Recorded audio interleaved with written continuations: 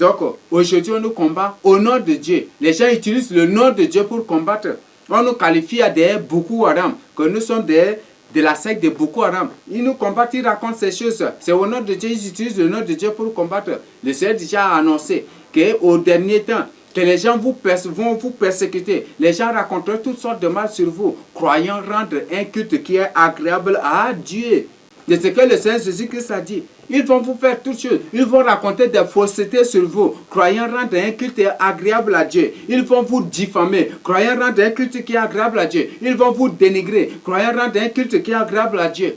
Les prophètes de Mbang se sont répandus partout à la radio pour dire que je trouble la ville de Kombra, que je sème des divisions. Ils ce sont des prophètes de Mbang, des prophètes, les soi-disant prophètes apostoliques. Ces gens se sont répandus partout pour raconter des bêtises. Ils ont écrit des journaux sur moi pour dire que je suis un faux prophète, de que je sème que je suis en train de troubler le pays, que je suis en train de troubler la quiétude religieuse. Bethel vont regretter. Et ils font cela. Au nom de Dieu qu'ils font cela. Et c'est que le Seigneur Jésus a déjà annoncé qu'au dernier temps, on vous fera toutes sortes de mal. On racontera de faussetés. On va vous passionner. On va vous maltraiter. On peut même vous décapiter. On va vous poignarder. On va vous fusiller. On va vous emprisonner. On va vous faire toutes sortes de mal, croyant rendre un culte qui est agréable à Dieu. C'est ce que ces gens se font. Les apostoliques, ils ont observé des jours de jeûne en collaboration. Ils ont décrété ensemble avec les catholiques pour que je meure. Pourquoi ils ont fait cela? Ils croient que c'est un culte qui est agréable à Dieu. Quand j'étais emprisonné, ils ont décidé de jeûner, ils ont décidé d'observer des jours de jeûne pour que je meure en prison. Ils ont envoyé ils ont fait toutes ces choses. Ils se sont mobilisés. Et pourquoi? Croyant que c'est un culte qui est agréable à Dieu. Que c'est ça la volonté de Dieu, de tuer un homme. Pour tuer un homme pour Dieu, c'est une bonne chose. Et on fait référence quoi? Aux djihadistes et aux Boko Haram maintenant aujourd'hui. Eux qui sont des vrais Boko Haram, ils ont oublié ça. Qui commettent des abominations, des atrocités. Qui font des dégâts. Qui sont partis même pour dire aux maris des sœurs qui sont dans l'église, les élus de Dieu, de les chasser pour prendre d'autres femmes. Ils ont dit cela. Et ils disent que c'est un culte qui est agréable à Dieu. C'est ça la volonté de Dieu. Ils sont partis pour comploter pour que les parents puissent renvoyer les enfants de chez eux s'ils n'abandonnent pas la vérité. Et qu'est-ce qu'ils ont dit? Que c'est ça la volonté de Dieu. C'est un culte qui est agréable à Dieu. Des pires Boko Haram qui qualifient les autres de Boko Haram. Des pires troubleurs du pays.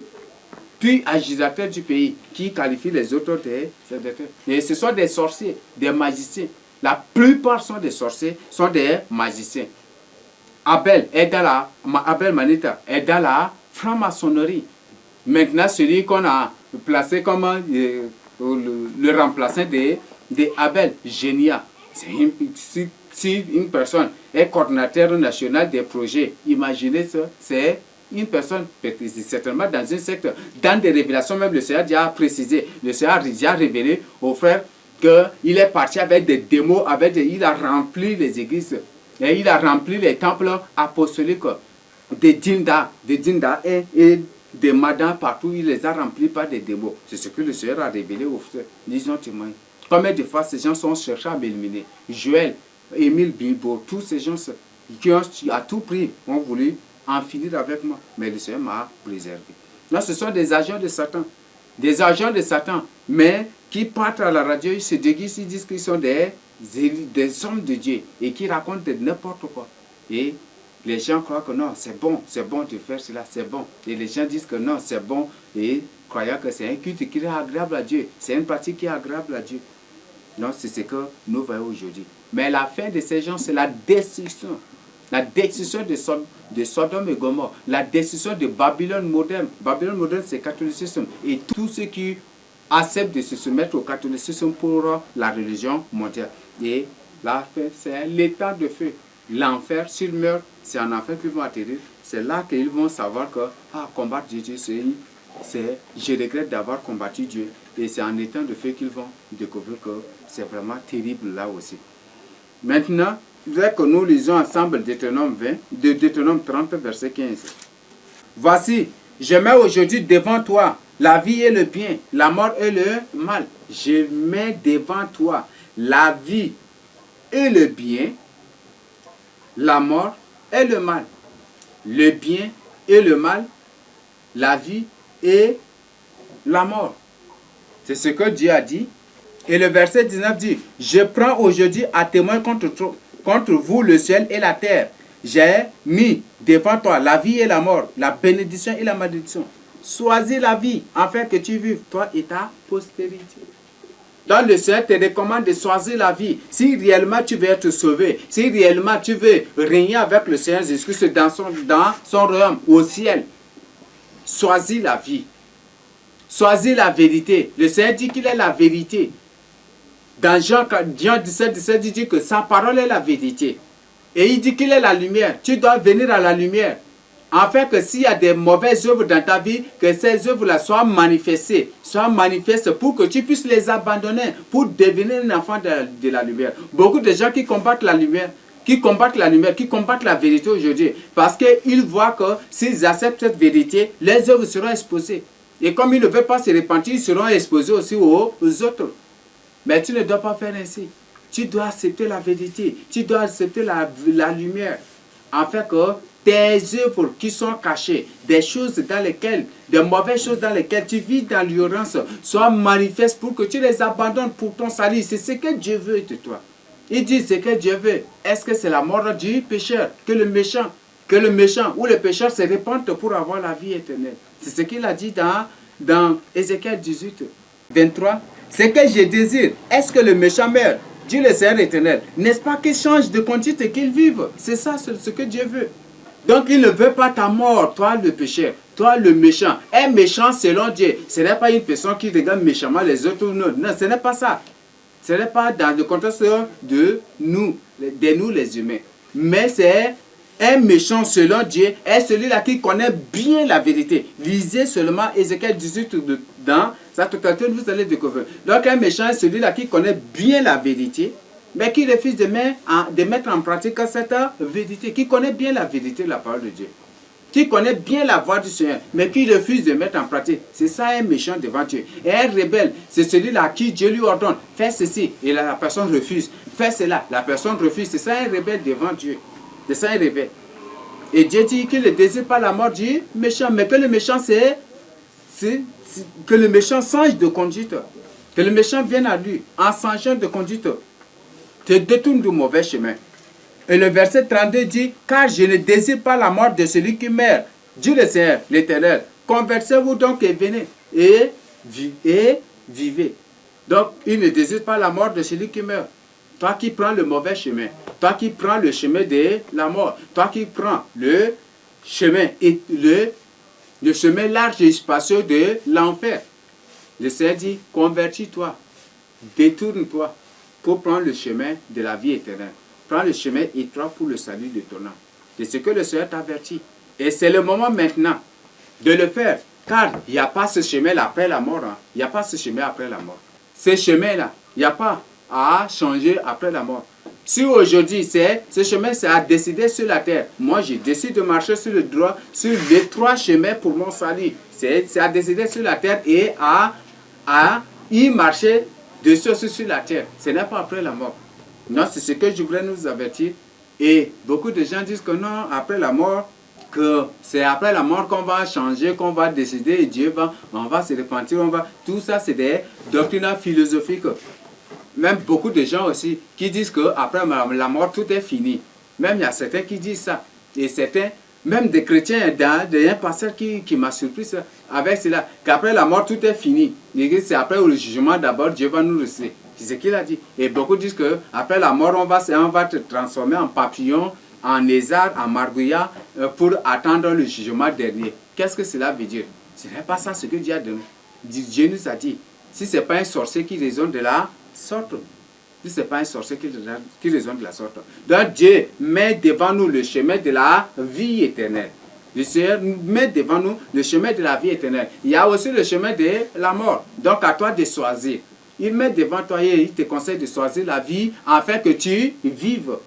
Là, je ne veux pas que tu regrettes après. Parce que beaucoup vont regretter. Beaucoup vont pleurer. Seigneur, Seigneur, n'ai-je pas fait cela en ton nom? Lisons Matthieu 7 pour découvrir. Et vous allez découvrir la voix de ces gens.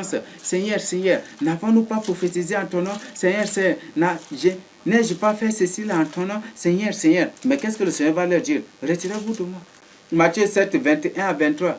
Ceux qui me disent Seigneur, Seigneur, n'entreront pas tous dans le royaume des cieux, mais celui-là qui fait la volonté de mon Père qui est dans le cieux. C'est seul celui qui fait la volonté de son Père qui est dans le cieux, qui entrera dans le royaume des cieux aussi.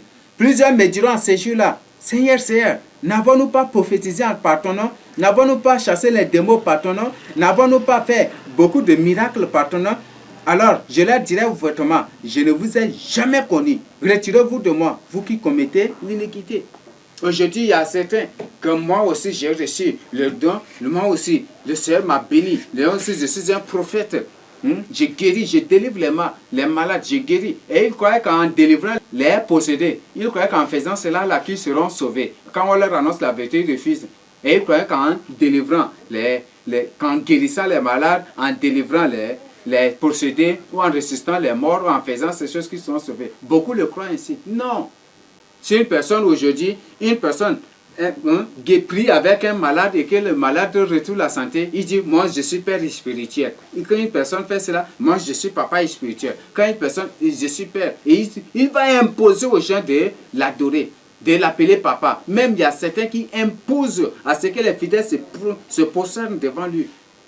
Et c'est que j'ai été surpris quand je suis allé dans une église où quand le pasteur entrait, on disait même un président, on ne l'escortait pas ainsi. On n'a jamais escorté un président comme ça. Où les gens sont venus en tout respect, tout honneur. Les jeunes ont entouré son sac, il a marché, il a entouré des gens par devant, de côté, derrière. Il est venu, quand il est entré, il a pris place et ils se sont tous procédés pour déposer. Et tout cela. Et ils ont imposé cela. Pour toi, qui adore un humain, au lieu d'adorer le Seigneur Jésus-Christ, tu vas le regretter. Tu vas le regretter. Tu vas le regretter. Tout ça, c'est l'orgueil humain. Parce que Dieu, qu'est-ce que Satan a dit à Ève? Il dit, si vous mangez le fruit, vous serez comment? Vous serez comme des dieux. Vous serez comme vos yeux vont s'ouvrir. Et vous serez comme des dieux. Donc, le but de la chute de l'homme, la cause de la chute de l'homme, c'est chercher à être Dieu, à être adoré, à être élevé au-dessus des autres. C'est comme ça que beaucoup se donnent, s'attribuent des titres qu'on n'a jamais entendus. Maréchal du Seigneur Jésus-Christ, caporal chef du Seigneur Jésus-Christ, commandant, colonel, en titre, des titres qu'on n'a jamais entendus. Donc, repentons-nous pour le salut de nos âmes. Repentons-nous. Et ce n'est pas parce que que Dieu t'a établi, ce n'est pas parce que Dieu t'a fait voir une vision, ou ce n'est pas parce que Dieu t'a visité, Dieu t'a fait grâce de guérir les malades, de ressusciter les morts, ou de délivrer les gens, que si tu ne marches pas dans la vérité, ou tu combats la vérité, ou tu te rivalises, tu te mets en jalousie, tu joues à l'hypocrisie, que tu seras sauvé. Jamais cela. Jamais cela. Donc, fuyons l'orgueil et cessons de nous faire déifier, nous présenter comme Dieu pour que les gens adorent si Dieu condamne cela. Soyons humbles. Le Seigneur lui-même s'est rendu, la Bible dit que le Seigneur s'est rendu humble jusqu'à la mort sur la croix. Donc nous devons nous rendre humbles. Et chacun doit voir l'autre comme au-dessus de lui-même. C'est ce que la Bible nous dit. On doit voir les autres comme étant au-dessus de nous-mêmes. Mais quand je vois moi, et l'autre se voit moi. Mais finalement, c'est le désordre. C'est le désordre. La Bible dit que là où apparaît un orgueil, c'est la querelle qui déclenche, non? C'est la querelle. La querelle, la jalousie, la rivalité. Parce que l'orgueil veut se montrer. Moi, l'autre, moi. Il s'élève et c'est l'orgueil. C'est le désordre qui va s'installer. C'est le désordre. Et c'est la discorde aussi. Parce que là où apparaît un orgueil, c'est la division qui sera sémée. Parce que l'orgueil va chercher à détourner les hommes pour l'élever. Alors s'il y a un autre aussi il va chercher à s'élever. Il va chercher à détourner les âmes aussi pour être élevé. Et c'est ça l'œuvre d'un orgueil. Il veut avoir toujours des gens à sa disposition pour l'élever. Ça, ce n'est pas l'œuvre d'un chrétien. Et si tu fais ainsi, c'est que tu n'appartiens pas au Seigneur Jésus-Christ. Tu n'appartiens pas au Seigneur Jésus-Christ.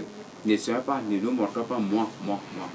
Si tu guéris les malades, si tu ressuscites les morts, même si c'est un mort qui a fait même 100 jours et que tu l'as ressuscité même, ne fais jamais moi. Sois humble. Le Seigneur Jésus s'est humilié. Le Seigneur Jésus dit que celui qui veut être plus grand au ciel devienne serviteur des autres. C'est ce qu'il nous a dit. Le Seigneur ne renonce jamais à sa parole, il ne rejette jamais sa parole. Et tous les serviteurs du Seigneur Jésus-Christ, depuis les enfants d'Israël jusqu'à notre époque, tous ces serviteurs doivent être humbles. Il n'y a aucun orgueil dans la Bible. Même Moïse s'était rendu toujours esclave. Et le Seigneur Jésus même s'est aussi a pris la place d'un esclave. Il a servi en tant qu'esclave. Lui, dans toute sa gloire, a lavé les pieds de ses disciples. Lui, dans toute sa gloire, a fait. Nous devons nous rendre humbles. L'orgueil, Dieu dit qu'il résiste aux orgueils. Et c'est à cause de l'orgueil. L'orgueil pousse l'homme à envier toujours des positions hautement élevées. Ce qui a poussé Satan pour convoiter la place de Dieu. Parce qu'il voulait être élevé au-dessus. Même qu'est-ce qu'il a dit? J'élèverai mon trône et je placerai mon trône au-dessus du trône de Dieu. Je placerai mon trône au-dessus du trône de Dieu. Alors il voulait renverser Dieu. Dieu dit, ah ok. Donc il a chassé de sa présence. Donc ne soyons pas ainsi pour le salut. Et ne soyons pas ainsi si réellement nous voulons être sauvés. Et si nous ne voulons pas que Satan nous réclame après à la mort, si nous ne voulons pas que Satan nous mette aussi dans la catégorie des orgueils, repentons-nous pour le salut de nos âmes. Merci. La dernière chose, ces enseignements, beaucoup aujourd'hui, quand ils écoutent de tes enseignements, ils disent, pourquoi tu nous juges? Ce n'est pas un jugement. On ne vous juge pas, mais on vous dit la vérité. Matthieu 7.1. On dit toujours, les catholiques, c'est toujours le verset de Matthieu 7.1 et de Luc 6.37. Ce sont ces messages, ce sont ces références qu'ils donnent pour se dire, ne jugez pas et vous ne serez point jugés. Non, ce n'est pas un jugement, c'est la vérité. Quand on dit de dire la vérité apparaît toujours comme un jugement. Mais ce n'est même pas un jugement. Mais la vérité a pour mission, a pour but de te toucher, de pénétrer ton cœur pour te détruire. La Bible dit que la parole de Dieu est une épée vivante, une épée à deux tranchantes, pénétrant le meurtre jusqu'à pour diviser l'âme et le meurtre. Donc, le but de la parole de Dieu, c'est pour te toucher, afin que tu te répandes. Aujourd'hui, si Dieu dit aucun voleur ne peut entrer dans son royaume, et que tu, en volant, un frère te va et dit, ne vole pas de peur que tu ailles en enfer. Est-ce qu'il est en train de te juger? C'est la parole de Dieu qui a dit, aucun voleur ne peut hériter le royaume de Dieu. La Bible dit dans Éphésiens 5, verset 3, qu'aucun cupide ne peut hériter le royaume de Dieu. Et quand, il y en a là dans la Bible, aucun cupide ne peut hériter le royaume de Dieu. Mais si tu vis dans la cupidité que je viens te dire, abandonne la cupidité de peur que tu aies un affaire. Est-ce que je te juge? Je te dis la vérité, la lumière de la parole de Dieu. Donc, toutes choses, je vous ai présenté avec les versets bibliques. Étudiez toutes choses. Et soyez comme des chrétiens de Béret et méditez toutes choses. Méditez la parole de Dieu. Ne vous laissez point border, ne vous laissez point manipuler. Donc, on ne vous condamne pas, on ne vous juge pas, mais le but, c'est de vous amener à vous repentir. Jean-Baptiste a crié, repentez-vous, afin que chacun de vous, repentez-vous. Et les gens sont venus à lui en confessant leurs péchés. Donc, au lieu de réagir intellectuellement, charnellement ou philosophiquement, ou par orgueil, par jalousie, par rivalité, chercher à s'aimer des scandales. Chasse bien que si tu sèmes un scandale et qu'une seule âme se détourne de la voie de la vérité, chasse bien que le sang de cette personne est sur toi et tu iras en enfer à cause de cela. Si c'est un scandale que tu veux créer. Donc, c'est ce que je voudrais vous avertir et que nous devons aujourd'hui chercher à fuir ces raisonnements. On ne condamne personne. Je ne suis pas Dieu pour condamner une personne. Mais nous devons plutôt venir. Nous devons plutôt venir au Seigneur Jésus-Christ. Nous devons plutôt nous repentir. Comme Acte 2, 38 dit. Pierre a dit, repentez-vous. Et les gens sont venus. Les gens disent, on frappait la tête, mais que devons-nous faire? Que devons-nous faire? C'est ce que les gens ont entendu. Ces gens qui ont été touchés, que devons-nous faire? Ils ont frappé la poitrine. Et Pierre leur a dit, repentez de vous et que chacun de vous soit baptisé. Et Jean-Baptiste, dans Matthieu 3, quand il a parlé, il prêchait et les gens, il dit repentez-vous. Les gens sont venus en confessant leurs péchés. Ils n'ont pas, personne n'a cherché à scandaliser l'autre. Si tu scandalises une seule âme, par orgueil, par jalousie, par cupidité ou par l'envie de te faire adorer ou par quoi que ce soit, le sang de cette personne est sur toi. J'étais déjà averti et ce qui t'attend c'est l'enfer parce que le Seigneur Jésus a dit il vaut mieux mettre qu'on attache à ton cou un moulin, de moule ardent pour te plonger au fond de l'océan de la volcanique, au fond de la mer. Et cette mer, c'est la mer de lave volcanique. Cette peine-là, c'est attendre ceux qui ont scandalisé les gens sur la terre. Donc, je ne veux pas que tu sois victime de cela. Ce que je voudrais te dire. Je ne condamne personne. Je ne juge personne. Je dis toutes choses à la lumière de la parole de Dieu. Et c'est la vérité que je partage. Mais la vérité apparaît toujours comme un jugement. Parce que la vérité ne cache rien. La vérité ne favorise personne. La vérité ne favorise personne. Mais la vérité dit ce qu'elle dénonce ce qu'elle doit dénoncer pour que les âmes soient sauvées. C'est à cause de ça que le Seigneur Jésus a été persécuté. C'est à cause de cela que le Seigneur a été combattu. C'est à cause de cela que les disciples, les apôtres de Christ ont été combattus. Donc, nous devons revenir au Seigneur Jésus-Christ à la lumière de la vérité. Ce n'est pas un jugement, mais prends ce message au sérieux. Même la Bible dit dans 1 Corinthiens 6, verset 3, que c'est nous qui allons juger la terre. 1 Corinthiens 6, verset 2. Ne savez-vous pas que les saints jugeront le monde?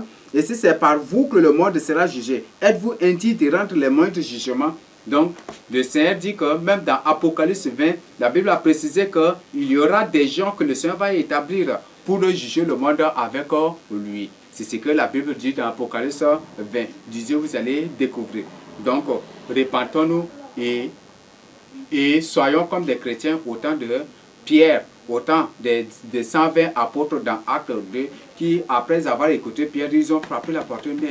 Mais que devons-nous faire? Ils ont frappé la poitrine. Que devons-nous faire? Et Pierre dit, repentez-vous. Maintenant, puisque vous considérez que c'est de mauvaises choses, repentez-vous, abandonnez ces choses et venez au Seigneur Jésus pour être baptisé. Et on va vous montrer le droit chemin à suivre. Ce qu'ils ont fait, ces gens sont venus, ils se sont fait baptiser et tous les jours, ils étaient ensemble avec les apôtres pour écouter le message de la vérité, le message du salut. Et tous les jours, ils étaient en communion et en fraternité. C'est ce que je voudrais partager avec nous. Que le Seigneur Jésus nous bénisse. Amen.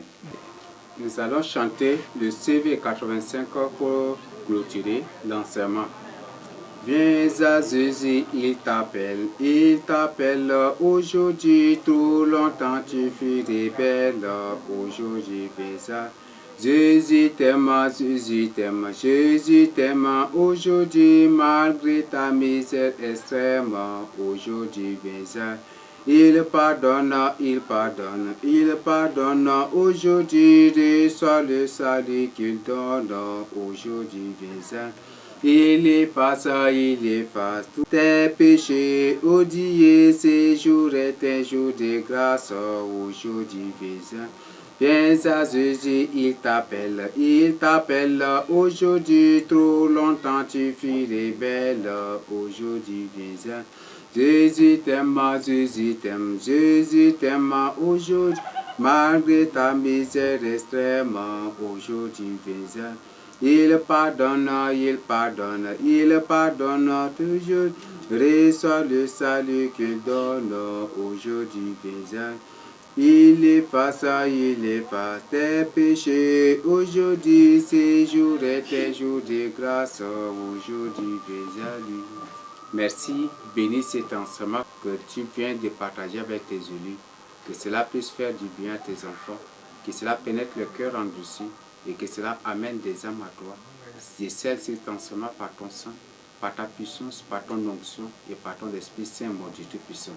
Et que toi-même tu puisses veiller à l'application de cet enseignement, que toi-même tu puisses veiller à la compréhension de cet enseignement par ceux qui ne le comprennent pas, mon Dieu Tout-Puissant.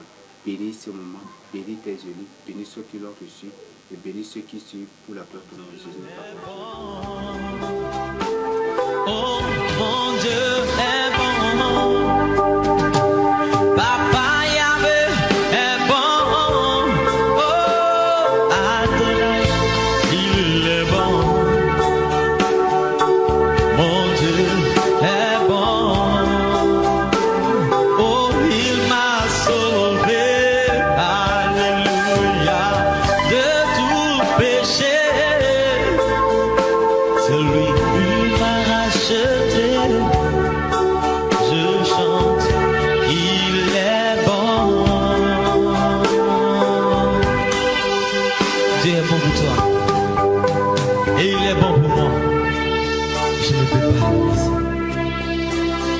non. Je ne peux pas, je ne peux pas.